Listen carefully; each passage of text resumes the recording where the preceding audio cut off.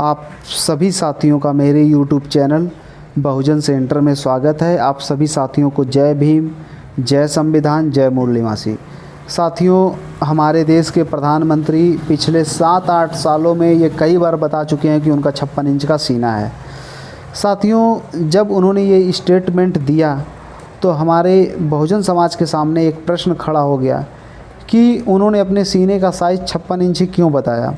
वो अपने सीने का साइज़ 57 इंच, 58 इंच, 60 इंच भी बता सकते थे और हमारे देश के प्रधानमंत्री होने के नाते वो अपने सीने का साइज़ 1000, 2000, 3000, 4000 इंच भी बता सकते थे। उन्होंने 56 इंच ही क्यों बताया। साथियों, जब इस विषय पर हमने अध्ययन करना चालू किया तो हमें इतिहास में एक बहुत ही क्रांतिकारी घटना का जिक्र मिला। वो घटना मैं आपके समक्ष रखना चाहता हूँ। साथियों, 1 जनवरी सन 1818 को महाराष्ट्र के भीमा कोरेगांव में ब्राह्मणी व्यवस्था से तंग आकर हमारे 500 मूल निवासी सूरवीरों ने 28,000 पेशवाओं को कुचला था और उन 500 मूल निवासी सूरवीरों की याद में, उनके सम्मान के लिए वहाँ के बहुजन लोगों ने उनके सम्मान के लिए भीमा कोरेगांव में विजय स्तंभ का निर्माण करवाया। बाबा साहेब प्रत्येक वर्ष उस विजय स्तंभ पर जाया करते थे और उन 500 मूल निवासी सूरवीरों को नमन करते थे।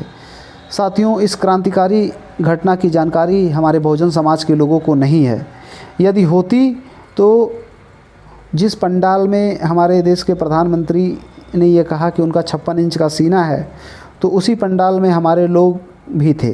उन्होंने वहाँ पे सवाल जवाब किया होता कि आपका 56 इंच का सीना किस तरह है, आप ये बताइए। लेकिन हमारे लोगों ने सवाल जवाब नहीं किया। हमारे लोग तो सिर्फ सुनने के आदी हैं। वो लोग सुन के आएंगे और दूसरे लोगों को भी बताएंगे कि आज मोदी जी ने बताया कि उनका 56 इंच का सीना है। साथियों, वो 56 का आंकड़ा कैसे आया, मैं आप लोगों को बताना चाहता हूँ। साथियों, हमारे 500 सूरवीरों ने 28,000 को जब कुचला, तो यदि आप 500 से 28,000 में भागाकार करेंगे तो आंकड़ा निकलेगा 56। यानी हमारे एक सैनिक ने 56 पेशवाओं को कुचला था। लेकिन इस क्रांतिकारी घटना की जानकारी हमारे बहुजन समाज के लोगों को नहीं है। यदि होती तो वो कहते कि हमारा 56 इंच का सीना है। लेकिन हमारे बहुजन समाज के लोगों ने कभी ये कहने का प्रयास नहीं किया कि हमारा 56 इंच का सीना है, क्योंकि हमारे बहुजन समाज के लोगों को इस घटना की जानकारी नहीं है। साथियों, हमारे विरासत को मोदी जी ने अपनी विरासत कहा। ये क्रांतिकारी विरासत हमारी है, यहाँ के मूल निवासियों की है।